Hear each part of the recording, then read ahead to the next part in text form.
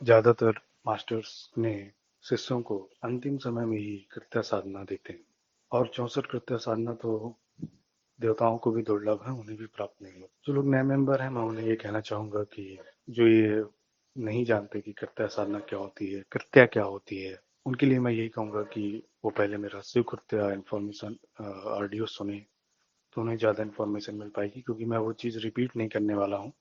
64 कृत्या साधना अपने आप में कंप्लीट एक साधना है, या यूं कहूँ एक आखिरी साधना जैसे है। इस साधना के बाद कोई और साधना करने की जरूरत पड़ेगी ही नहीं।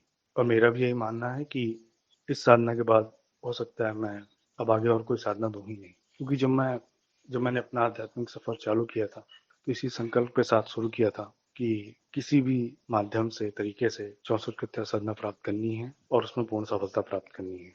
क्योंकि आप चाहे किसी भी मार्ग को चुने, तंत्र मार्ग, कौल मार्ग, अवघड़ मार्ग, वाम मार्ग, कुछ भी, सबसे अंतिम साधना कर्ता साधना ही कही जाती है। और उसमें भी सबसे अंतिम भाग होता है 64 कृत्य साधना। उसके बाद कुछ करने को शेष नहीं रह जाता, उसके बाद कुछ पाने को शेष नहीं रह जाता। 64 कृत्य साधना आपको 64 कला पूर्ण बनाती है।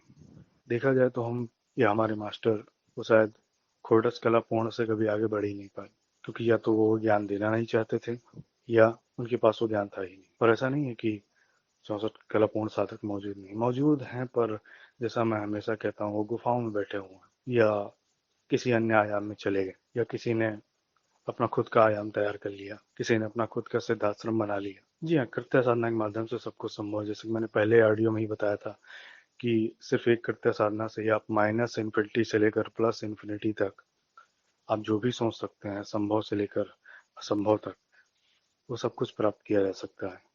तो सोचिए, जब 64 कृत्याएं होंगी, तो फिर जो असंभव से भी असंभव है, उसे भी संभव किया जा सकता है। सारी सिद्धियां, सारी महाविद्याएं, सारे भैरव, सारे देवी देवता, हर आयाम के देवी देवता स्वतः ही सिद्ध हो जाते हैं। एक एक साधना, अलग अलग साधना करने की आवश्यकता ही नहीं होती, अलग अलग भटकने की जरूरत ही नहीं पड़ती, अलग अलग सैकड़ों दीक्षाएं लेने की जरूरत ही नहीं पड़ती। ये अपने आप में सेल्फ डेफिकेशन की साधना है। सेल्फ डेफिकेशन को अगर हिंदी में कहें तो देवत्व, अपने आप में देवता बनने की साधना है, अपने आप में एक अवतार बनने की साधना है। अब सवाल ये उठता है कि मैं अवतार बना या नहीं, मैं देवता बना या नहीं। दरअसल मुझे दिलचस्पी नहीं है देवता या अवतार बनने में, लेकिन हाँ, जिन्हें दिलचस्पी है वो ये चीज, वो ये साधना, या वो ये मार्ग अपना सकते हैं।